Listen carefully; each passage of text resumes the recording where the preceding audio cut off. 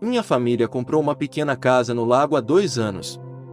Não era uma casa grande, mas dava para mim, meus outros 3 irmãos e meus pais. À primeira vista não gostei muito da casa. Era muito sombrio e de madeira, quase como uma cabana abandonada em algum lugar da floresta. Eu comecei a gostar disso há algum tempo e percebi que era apenas um fixador superior. A casa veio com 2 quartos e todos os cômodos já tinham móveis. Junto com a casa havia um pequeno cais que vinha com a casa e um barco. O barco estava enferrujado e velho e nenhum dos meus irmãos ou eu queria arriscar e usá-lo, parecia perigoso. Foi engraçado porque nenhum dos meus irmãos se interessou pelo barco até aquela noite. Meus pais saem todas as quintas-feiras por volta das 6 ou 8 da noite. Eles haviam nos deixado na casa do lago antes e nada aconteceu além da nossa rotina habitual. Como sou o mais velho, tentava colocar as crianças na cama e depois ia limpar o jantar, como sempre, quando meus pais me deixavam no comando. Mas naquela noite em particular minha mãe deixou um bilhete no balcão. Era amarelo brilhante e chamou minha atenção muito rapidamente.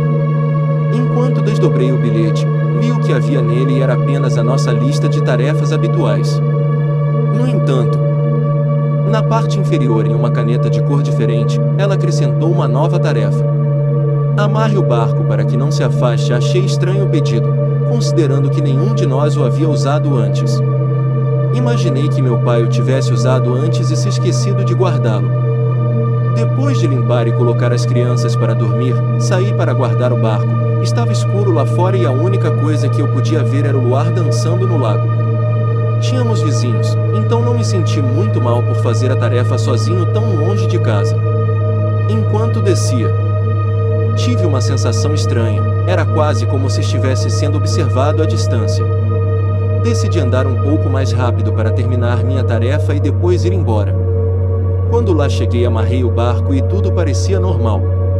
Enquanto caminhava de volta para casa, vi uma figura correndo pela porta dos fundos, era alta e magra e estava gritando. Eu estava com medo, então pulei em um arbusto próximo.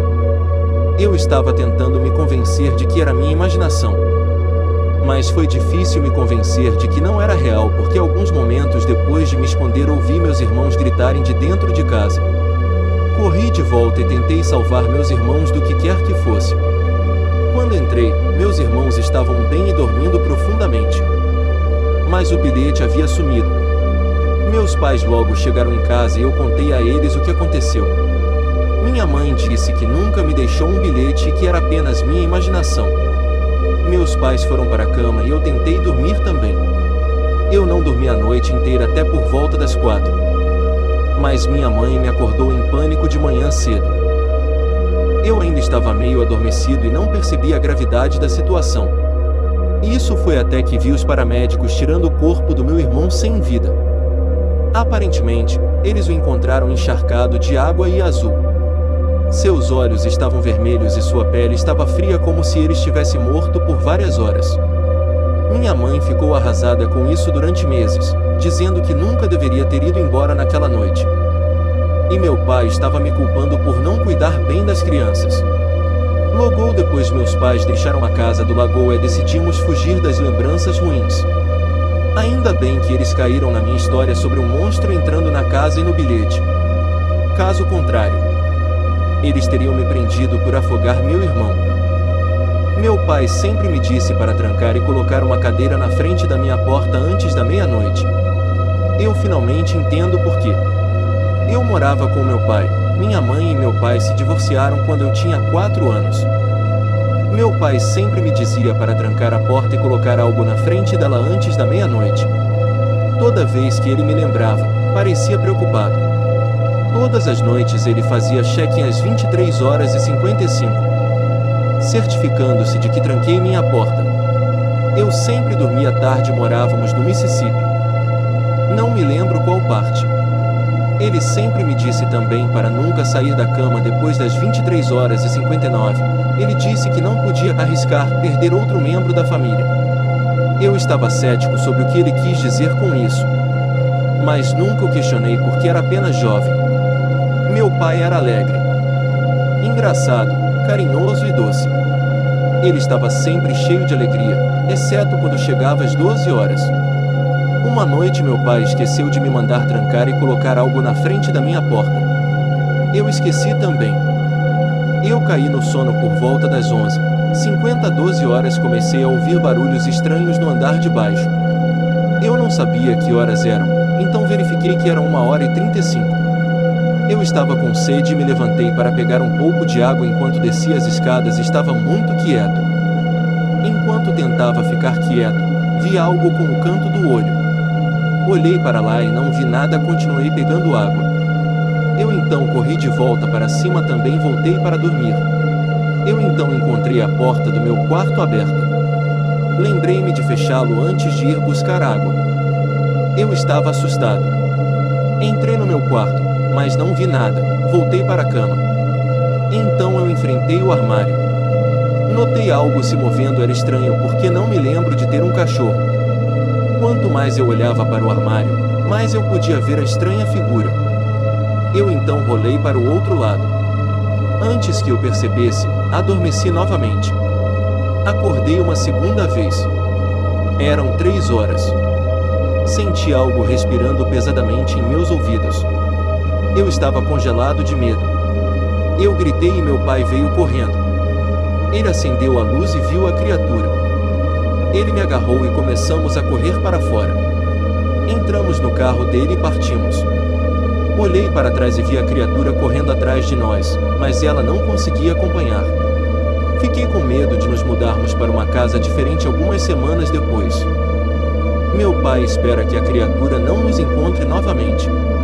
Também hoje não sei o que foi, mas tenho certeza de que não era humano.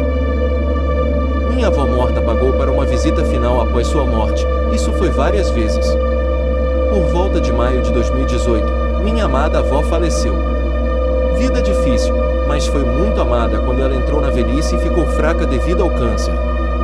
Ela faleceu confortavelmente segurando a mão de minha mãe em seu apartamento em Londres e minha mãe nunca parou de sofrer desde então.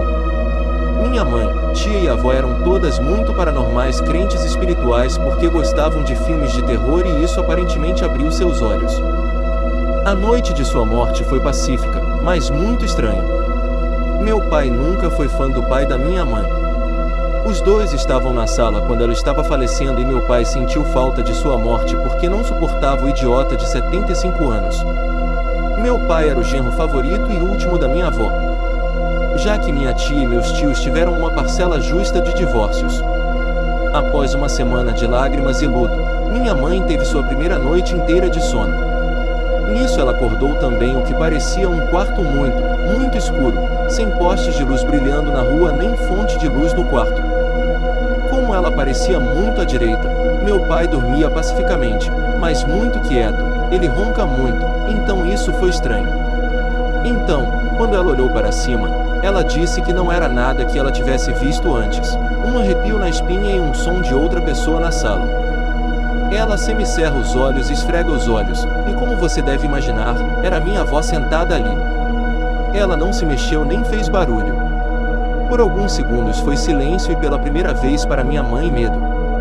A velhinha levantou-se lentamente e começou a sair da sala. Minha mãe descreveu isso como uma paralisia do sono.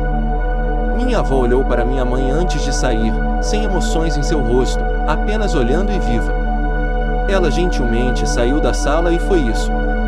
7 meses depois e é tempo de Natal. Alegre, mas solitário para todos sem a nossa querida avó.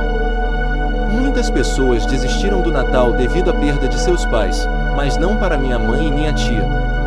Eles se aproximaram e sorriram para as crianças escondendo a dor e o sofrimento. Depois de um dia de presentes, comida e comemorações, todos partem, minhas tias. Estou em casa enfiado na cama. Minha mãe tomando uma taça de vinho e uma música de Natal tocando baixinho ao fundo, a vida é ótima.